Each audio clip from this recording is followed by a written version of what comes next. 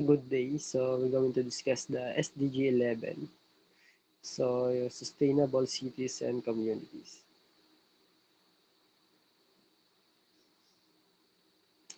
Next. So Autobot Yeti. It is a mobile robot where it can deliver, so it can travel. So so yung mainly purpose niya is to deliver packages. So next. So it's a robot na developed by Autonomy.io. So meron siyang features mechanism na nagla-last miles sa pagda-drop off ng package door to door. So additionally, meron siyang sensor. So powered din siya ng machine vision wherein it can able to situationally aware sa surroundings and environment na kanyang tinatravel. So tulad niya sabi ko, so yung Autobot is powered by machine vision. So, nagre-rely siya mostly sa machine vision and also meron din siyang sensor in case na yung dadaanan niya is may mga obstacles. So, ganun. Next is, so, although maganda siya, meron siyang advantages and disadvantages.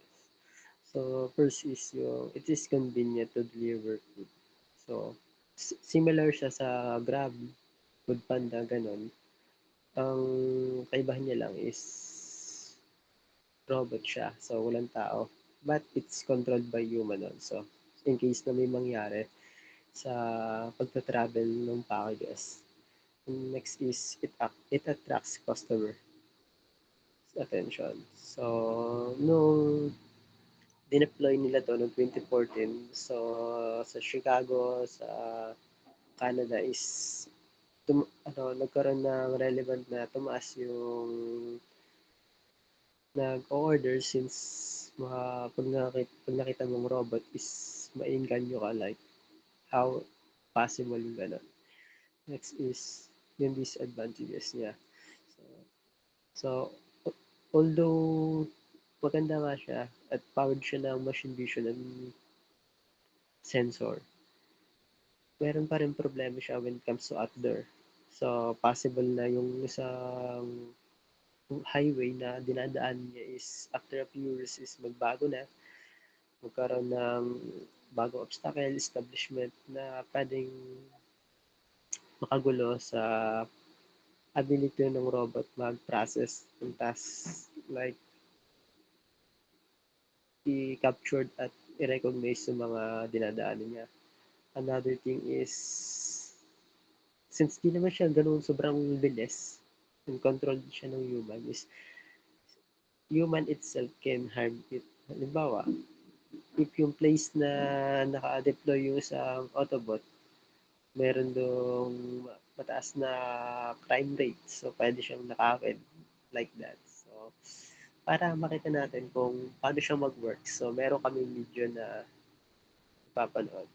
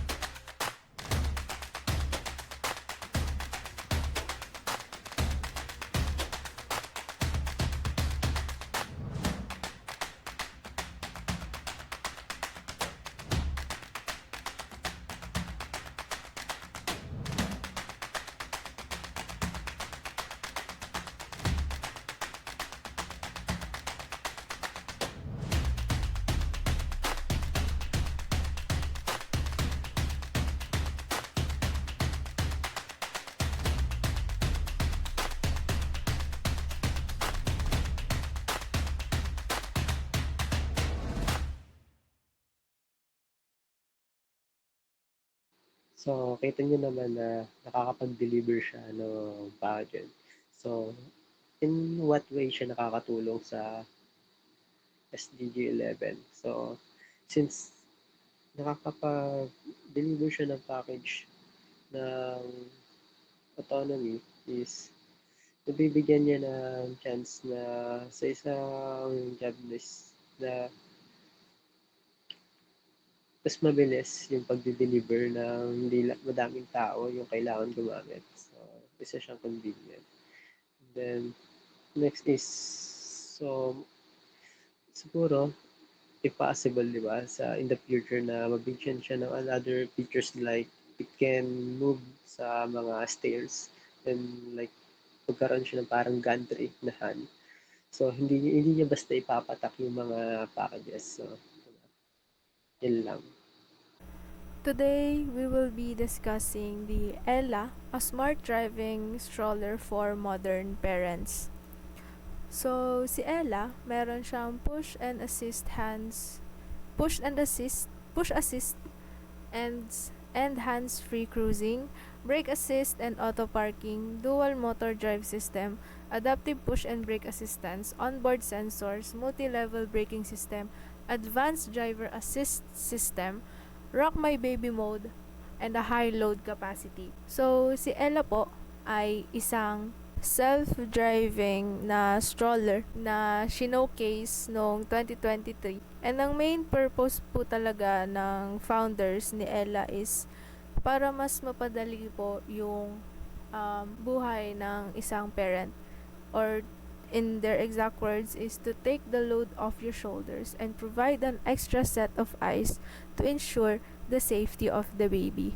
So, madami na pong instances na kapag po sa stroller is hindi po nailalak yung gulong nila sa likod and nabibitawan po ng parents. May mga instances po talaga na gumugulong mag-isa yung stroller, and sobrang delikado po siya, especially for a baby, and nakakaperwisyo din po siya kapag may stroller na bigla na lang umaandar dahil hindi po nakalock yung gulong niya. So, si Ella, meron po siyang brake assist para po kapag yun nga po, nabitawan yung stroller and umandar siya ng kanya, meron po siyang automatic na brake system. And ang additional features po niya is senses distance to the pusher and applies brakes if the pusher lags behind. So kapag po lumayo yung nagtutulak or napalayo na po yung nagtutulak ng stroller is titigil po siya. Titigil po yung stroller. So it is designed to make parenting easier with advanced technology and enhances the overall parenting experience with the smart features. Ang demonstration ni Ella.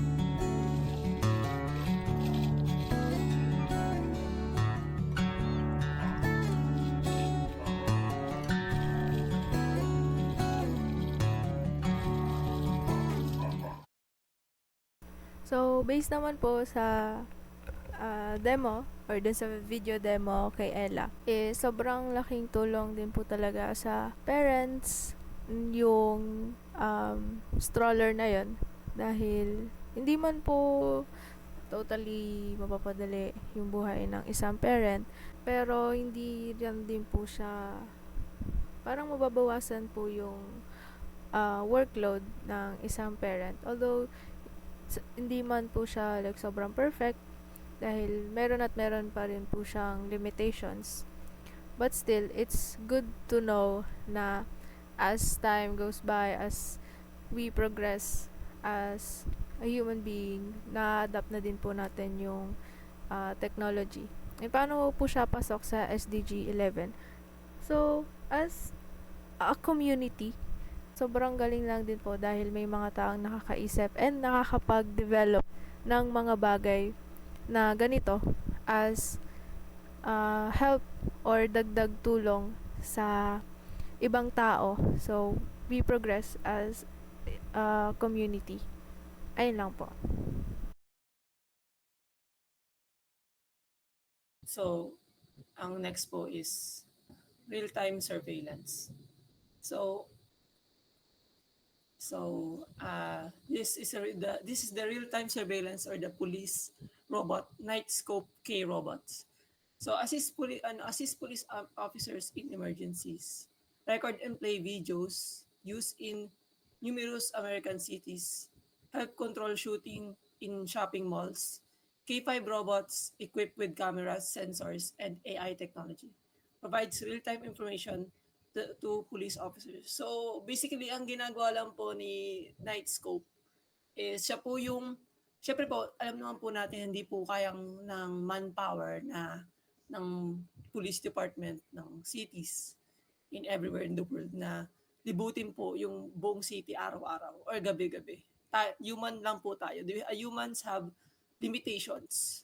So we use these robots to circle around the cities 24/7 kasi alam naman po natin na like hindi po sila ganun like kahit sabihin may battery sila pero hindi naman po sila like yung nagkakasakit po, nagkakaroon po ng ano. So ito po yung helpful po itong mga robot na to like sa provide help, surveillance, and especially po pag like emergencies na may nakita sila, automatic po nilang tatawagan yung mga police natin. So sila po yung like yung imbis na kayo po yung tatawag pa, kasi siyempre po na-hold up po kayo. Hindi naman po like bigla na lang kayo kukuha ng phone nyo para tumawag.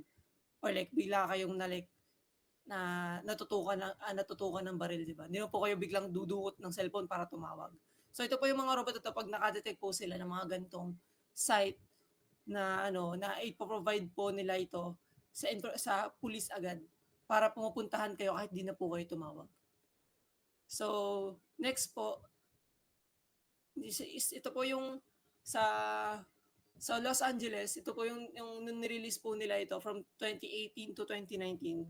So, 1 year data kung ano po yung naitulong ni Nightscope po natin. So, call service, bumaba po siya, meaning, kasi po, yung sabi ko nga po kanina, yung robot na po mismo kasi yung nagpro-provide ng information sa police. So, hindi na po kailangan tumawag ng tao for service.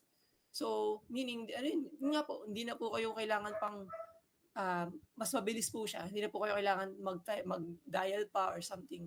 So, bumaba po yung percentage natin up to 10%.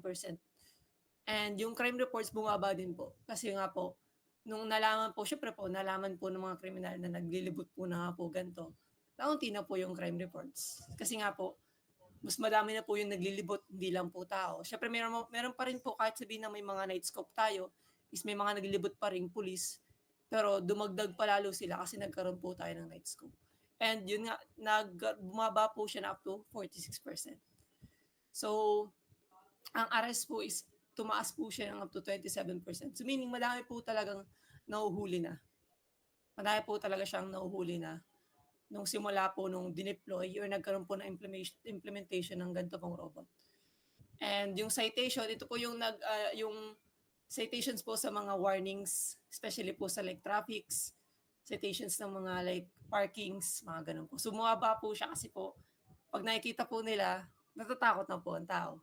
So yun, bumaba din po siya up to 68% po yung binaba. Kasi yung mga citations po to is like, hindi po siya masyadong pinapakalma ng tao kasi nga, like, mababa lang siya, hindi ka naman makukulong. So, pero dahil nga sa mga robots na to na naglilibot lagi, yan, naunti na po yung taong gumagawa ng maliliit na po na mga ganito tulad po ng jaywalking, yun nga yung parking in a no parking areas, mga ganun po. So dito pa lang po makikita niyo na po sa gantong data, makikita niyo na po na kung ano na po ang naitutulong ng Nightscope sa ating pong society or sa ating community, maintaining peace and prosper to our communities, cities, sustaining crime in a minimum level or sustaining it or lessen the crime in our cities. So yun po yung mga yun nga po yung mahirap nga pong gawin, pinakamahirap pong solusyonan is like crime, especially po sa mga cities natin. Hindi naman po mapigilan. Pero ito nga po yung mga nagle-lessen kahit hindi mo nga po kayang papigilan. Ito po yung mga bots or mga robotics natin na nakakatulong para masustain ang ating ma-sustain or ma-maintain yung peaceful ng ating mga cities. So, ang kasunod po is next po, disaster response. So next po. So a general rescue robots. So it used to locate people trapped in collapsed buildings, equipped with thermal cameras, movement sensors, and robotic arms, detect people buried beneath rubble and an inaccessible area. Used in disasters such as the Fukushima disaster in Japan. So next po.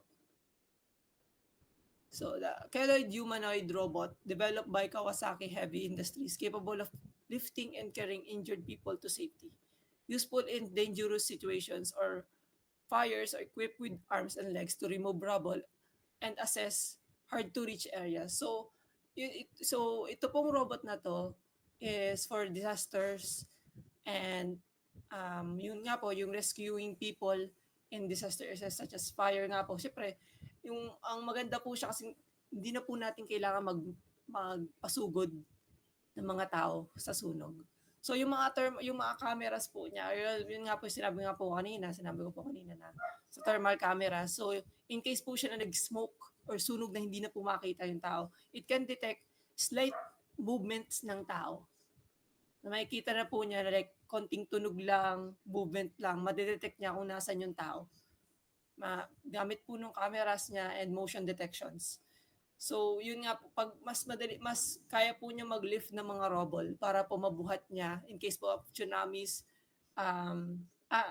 earthquakes and tsunamis, like nag-destruction of buildings, like biglang may gumuhong building, or like kahit sabihin na natin na like di siya natural disasters, kahit human-made na disasters, like may pinasabog. So like ito yung mga robot na to, yung makakatulong sa atin na para hindi na natin i-endangered yung sarili natin. Like tayo pa yung magiging hero para pumunta pa doon or tao pa yung mga policeman or fireman sa susugod pa para tulungan tayo. And yun nga po, mas may accessible arm po siya na like mas ma-reach po yung mas malayo pa kaysa pagkamay ng tao. So, ano pong itutulong nito sa ating pong community? E di syempre po, yun nga po, nakakapatulong po siya like in case nga po ng disasters and mas nalalesen po yung distraction ng like kasi nga po, nandun po sila para like tumulong na like ma-assess yung mga tao sa loob nang hindi po nagme-make ng any more disaster kasi nga po nagkakaroon po tayo ng human errors na like napapakalat pa po natin yung sabog or papakalat po natin yung sunog lalo or like yung napapahirapan po natin yung sarili natin. So ito po kaya nga po mga ganitong robotics na to. Kasi magle-lessen po siya ng human errors para mabawasan yung less distractions and more success rate sa pagtulong ng tao kaysa po pag tao yung mismong gumawa. So sa lahat po ng mga robot namin po nabanggit and yung mga kagrupo ko po, of course, there are limitations to our robots. Kasi nga po, tulad nga po sa binanggit po sa mga unang robots po dito na medyo may kabagalan nga po sila. And may limitations po sila. Tulad nga po dun sa night scope na may unlimited lang battery. So yung battery life po ang pinaka-problem. May nakita na po akong disadvantages doon na battery life daw po ang problem. And yun nga po, medyo expensive po siya. Sa mga nakikita pong problem is medyo may kamahalan nga po siya. So yun lang po yung sa report. Thank you po.